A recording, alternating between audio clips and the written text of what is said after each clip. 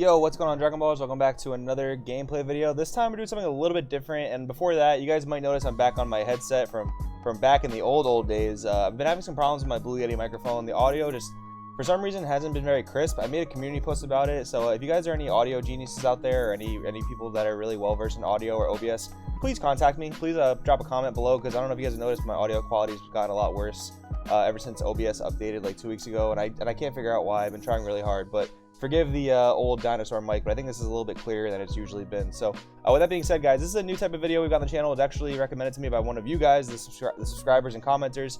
So shouts out to you. You guys are all awesome. So what we're doing here is a what if scenario. So this is going to be a what if child's wish, what if desires in general were once per turn. So I kind of didn't go the quite super extreme route. This video is basically, this gameplay is going to be like, what if each desire said once per turn on them. So in this gameplay, you'll see me activate like one personal ambition per turn and one child wish per turn.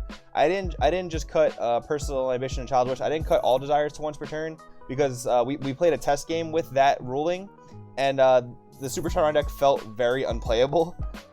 So I wanted to at least make it a little less dumbed down, or maybe a little more dumbed down, but I wanted to make it so that the deck still seemed playable, but not as abusable, because I think that'd be a fair change, maybe, to see each desire go to once per turn, maybe not all desires go to once per turn, because then it feels like Shenron leaders are really unplayable. But I digress.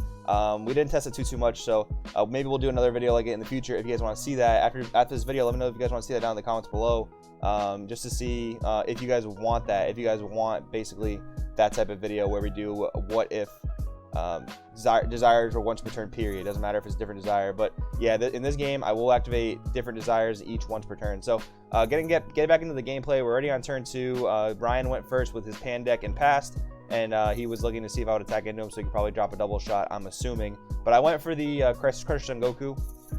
And the reason I shotgunned it, even though he didn't have any 1-drops on board, is because I know his deck is very 1-drop reliant. You know, you see Pan across from you, and you got to expect Chain Zen-Oh, so you can't just let that 1-drop Trunks just sit there, because at any point it can get evolved over, and then I can get Chain Zen-Oh, and then I'll lose all my value. You know, I'm probably going to have a bigger hand than him most of the entire game, so I want to make sure that I can at least answer that Trunks if he decides to leave it there.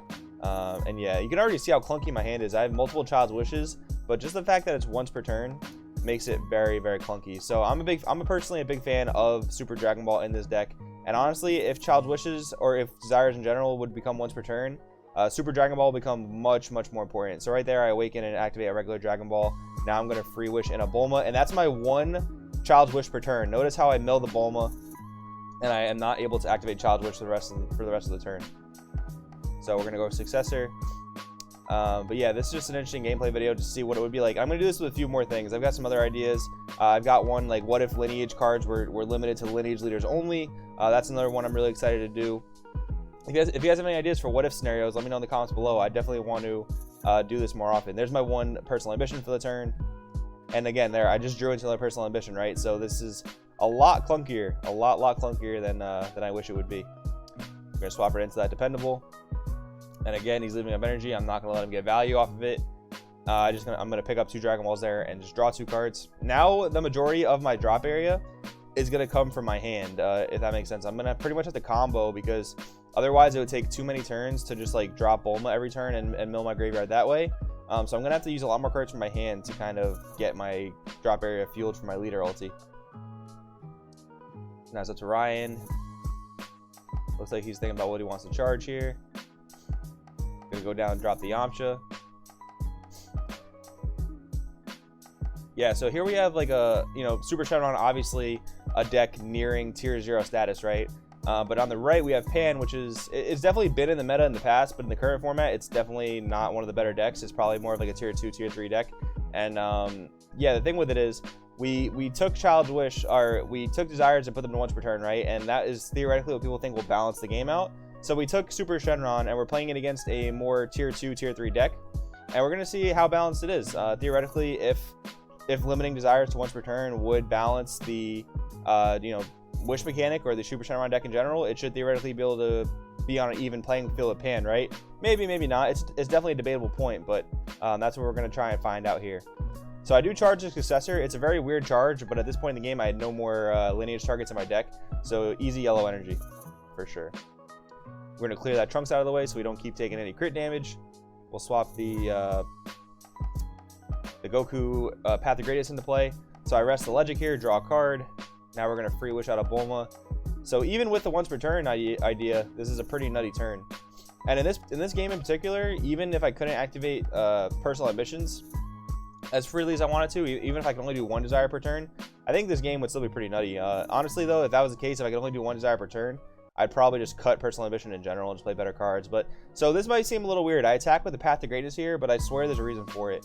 I kind of want him to attack into my Path to Greatness, as oddly as it sounds, because I need to start wasting cards from my hand so that I can start filling up my drop area. And I have like double the size hand that Ryan has. So as long as he doesn't chain Zen-Oh, which if he chains Zen-Oh me, it doesn't really matter anyway.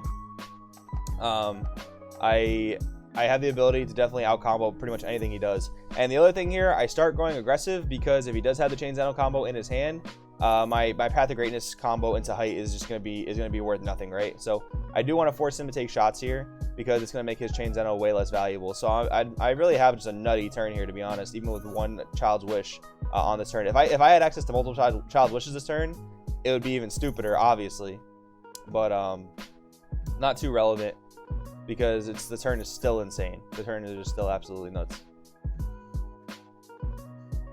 So Ryan's coming up on turn 4 here. A chain Zen-Oh would be super clutch, but from the looks of it, he doesn't seem to have the Zen-Oh in his hand.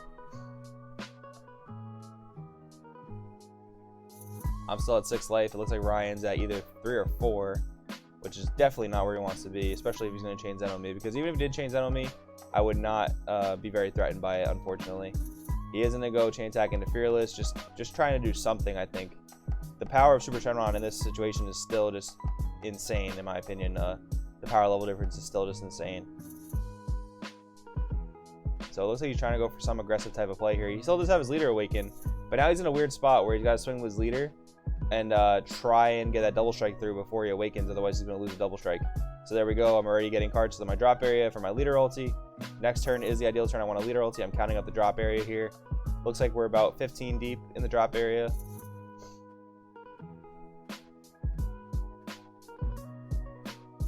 And yeah, he actually does decide to attack my leader full on here instead of my Path of Greatness.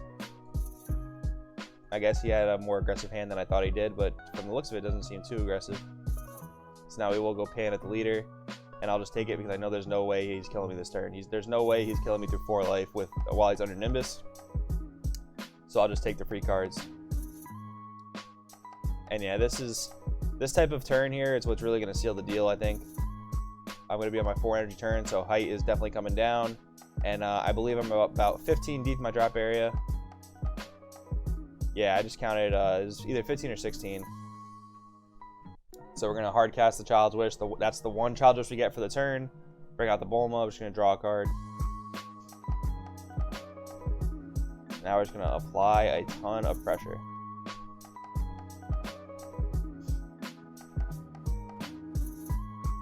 Yeah, I think it was 16, but it is a little fast for me to count.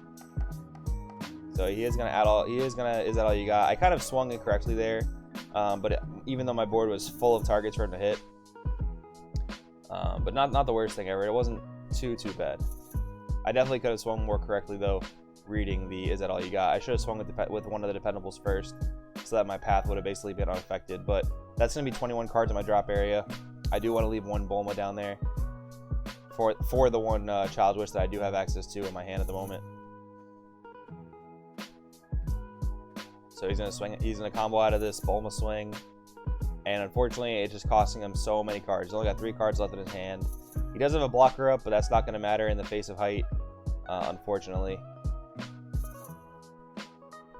Shuffling back my 20 to the deck, and that's gonna be the first height swing. I believe he is at 3 life at this point.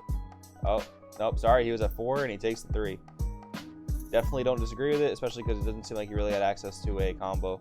So he's gonna barely out combo that height swing with literally just 1 more card left in his hand. I'm gonna skip turn, like as degenerate as that is.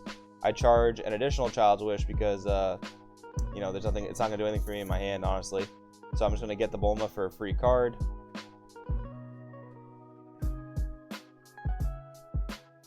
Bardock coming down, take a life. swap into the dependable, and now we're trying to chip damage him. So literally going to chip damage him, and he finally draws Zen-Oh, but too little too late. So guys, that was just one game where Child's Wish and well, desires in general were put to once per turn. We were allowed to play each desire once per turn, so I was able to personal ambition and Child's Wish once per turn each. I can do another video with just, desires period once per turn. I might change the Super Shenron build a little bit just to accommodate that, but let me know if you guys want to see that. Hopefully this was interesting for you guys. This was a very interesting thought I had from one of the subscribers, so I do really appreciate that idea again. Let me know if you guys like the video. Thanks for watching, and I'll see you guys next time.